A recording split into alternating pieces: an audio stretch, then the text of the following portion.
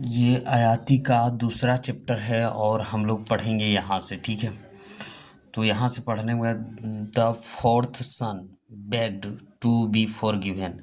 क्या किया? चौथा सन, चौथा बेटा क्षमा मांग लिया। As this was a thing he could not by no means consent. Consent का मतलब होता है असहमति, नो मीन्स मतलब नहीं, नहीं मतलब होता है क्या करा, चौथा सन ने क्या कर लिया? क्षमा मांग लिया। एज दिस वाज थिंग, ये सभी चीज, ये जो चीज था, he could by no means, वो ने क्या कह रहा है? असहमति दशा दिया। किसको असहमति दशा दिया?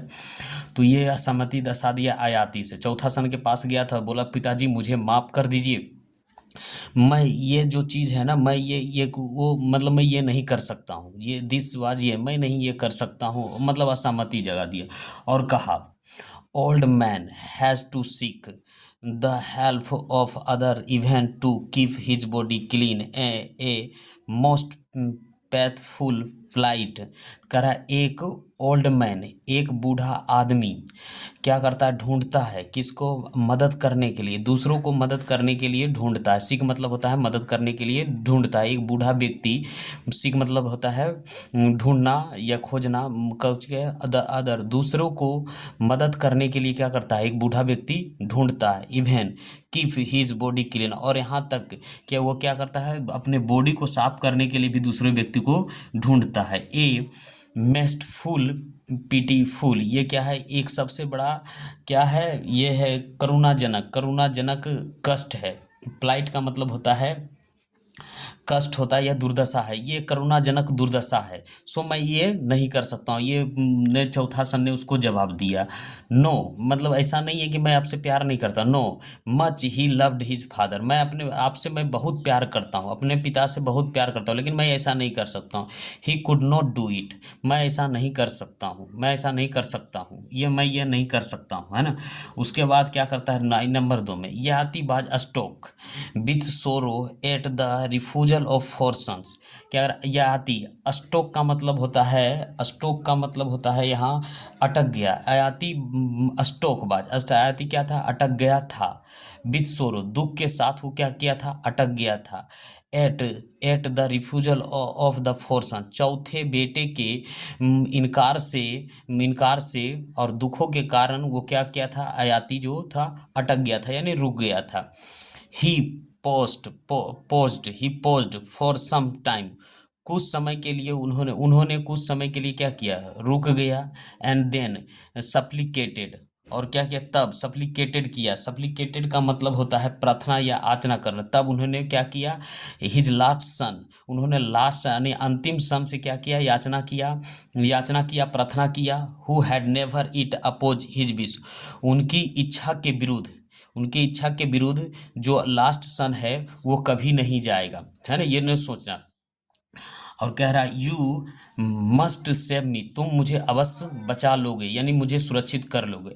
I have got this old age, ये जो मेरे पास जो मैंने पाया है, इस ओल्ड एज शरीर को तुम मुझे अवश्य बचा लोगे। It is with its wrinkles, wrinkles मतलब होता है इस झुर्रियों से और ओल्ड से तुम मुझे अवश्य बचा लोगे।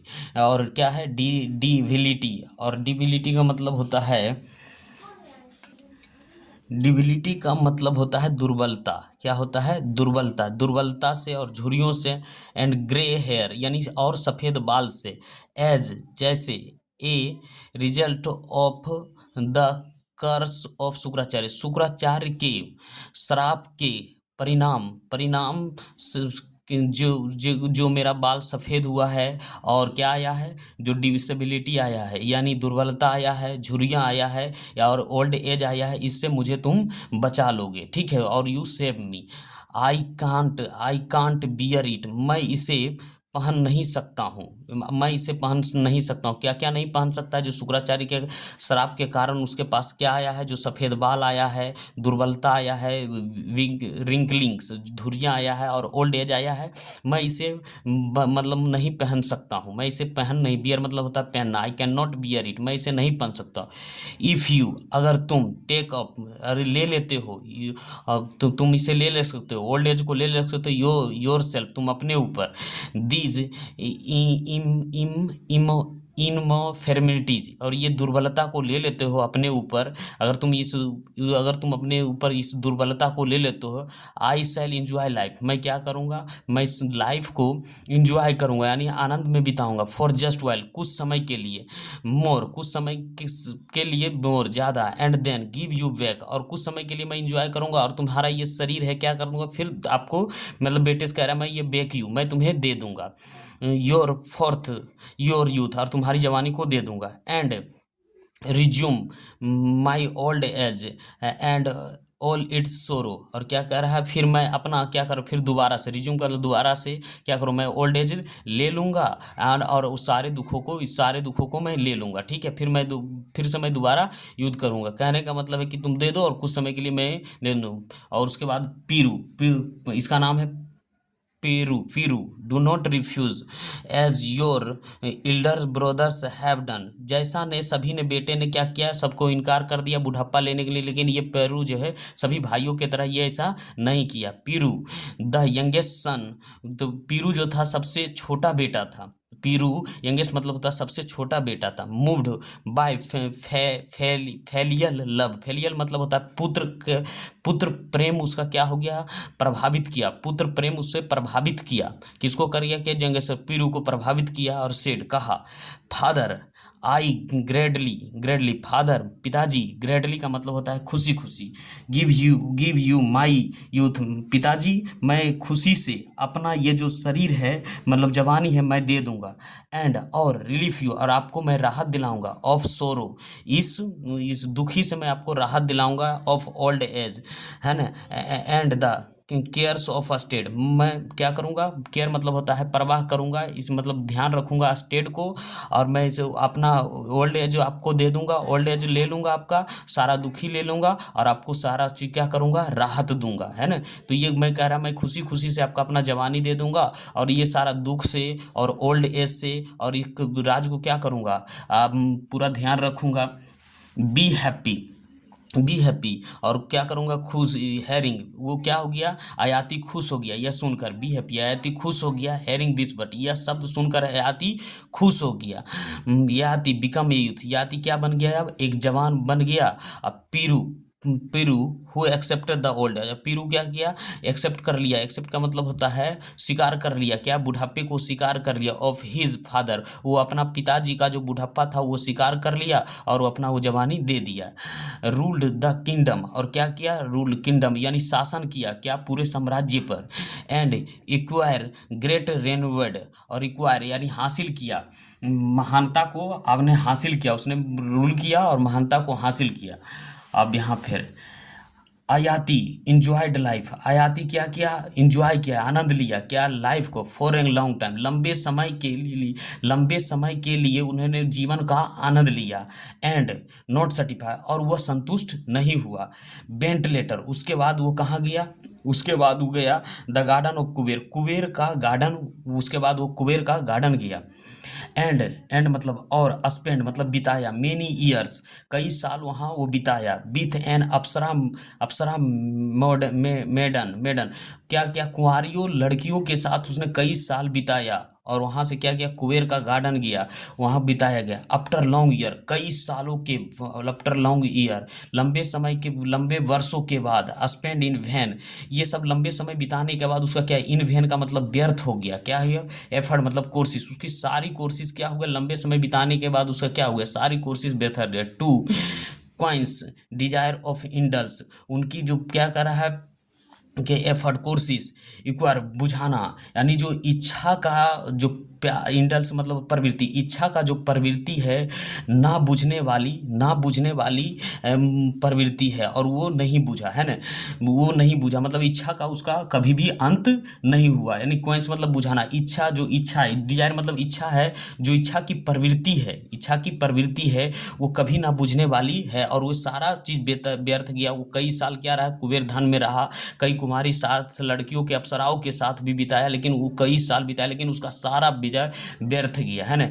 This truth down on him हुइम, उनका क्या, डाउन हिम का मतलब होता है सामना होना, उनका सामना किससे हुआ, सच्चाई से हुआ। डाउन हिम का मतलब सच्चाई से सामना होना, डाउन हिम उसका सच्चाई से सामना हुआ, और सच्चाई से जब सामना हुआ तो रिटर्निंग द पीरू के पास वो क्या किया, रिटर्न हो गया। ही सेड, उन्होंने कहा, dear son sensual desire never quenched by the indulgence, जो कह रहा है कि प्रिय सन, जो सेक्स का इच्छा होता है वो कभी भी ना बुझने वाली प्रवृत्ति होती है। इंडल्स का मतलब प्रवृत्ति होता है, कोई मतलब बुझने वाली, नेवर कभी ना बुझने वाली प्रवृत्ति होती है। इच्छा का जो सेक्स का इच्छा होता है वो कभी ना बुझने वाली क्या होती है, प्रवृत्ति, एनी मोर, कहीं ज़्यादा। And then fire is pressing the ghee it, जितना इसमें घी, जिस इच्छा का जो क्या है, जो हम इच्छा करते हैं, इसमें जितना घी, आग में जिस तरह से हम घी डालते हैं वो उतना भभकता है, उसी तरह जितना हम इच्छा करते हैं उतना ही हम क्या करते हैं, संतुष्टि रहते हैं। कहने का मतलब fire is by the processing ghee in it, जितना इसमें घी, आग में जिस तरीके से घी डालते हैं तो उसका और वो धंधक उठता है, इसी तरह इच्छा का जितना भी हम लोग इसको पूरा करते जा रहे हैं ये उतना ही धंधक जाता है। कहने का मतलब इच्छा कभी पूर्ण नहीं होता है। I had heard and read this, मैंने इसे पढ़ा और सुना है। बट टिल नाउ, लेकिन अब तक I had not certified, I had not realise it, लेकिन अब तक मैं इसे महसूस नहीं किया था, रियलाइज में एहसास नहीं किया था इसे। नो ऑब्जेक्ट ऑफ डिजायर का कोई ऑब्जेक्ट नहीं है, मतलब कोई अंत नहीं है।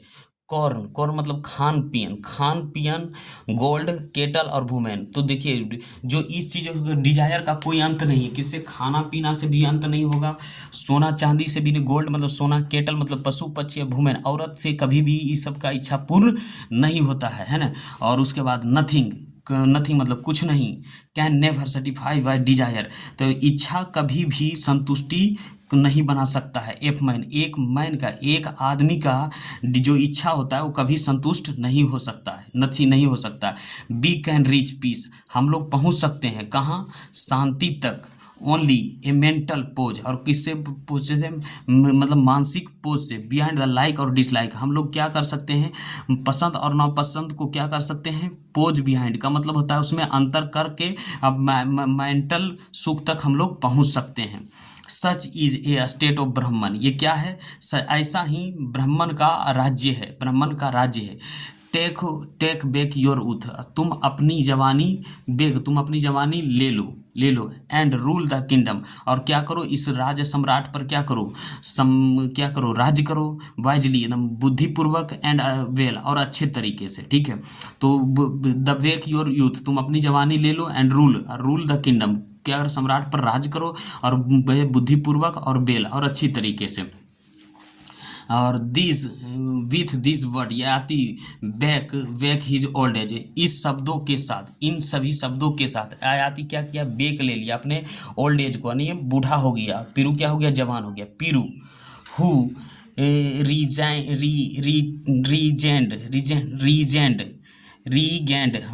रीगेंड, वो क्या रीगेंड का मतलब होता है, और क्या रिगेंड, यानी रिगेंड का मतलब फिर से हासिल कर लिया है ना। फिर हु रिगेंड, फिर से हासिल कर लिया, हिज यूथ, अपना फिर से वो क्या कर लिया, फिर से अपना वो जवानी हासिल कर लिया। पीरू अब जवान हो गया, उसका पिताजी क्या हो गया, बूढ़ा हो गया। बाज मेड बाय किंग, और बना गया आयाती ने उसे क्या बना दिया, राजा बना दिया। हु रिटायर, और वो क्या हो गया, वो संन्यास ले लिया, रिटायर संन्यास। और टू द फॉरेस्ट, और कहाँ चला गया, फॉरेस्ट में। He spend his time there in authorities है ना, और वो क्या किया, अपना समय को वहाँ बिताया, किसमें, और क्या ऑथोराइट का मतलब तपस्या किया। एंड ड्यू कोर्स, और ड्यू कोर्स का मतलब शीघ्र ही अटेंड यानी प्राप्त कर लिया हेवन, और वो कहाँ चला गया, कुछ चला गया, स्वर्ग को चला गया।